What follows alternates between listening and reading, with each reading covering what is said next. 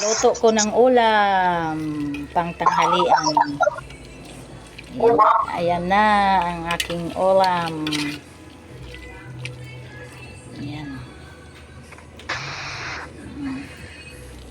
Nilagang baka, kahit kunti ang laman, basta daming gulay. O, ayan. Daming sabaw. Ayan na, oh. Ayan. Yan ang ulam namin tanghalian. Kanina gulay pa rin. Ngayon may gulay pa rin. Kaya gulay is life. Gulay is my life. Ayan na, gulay.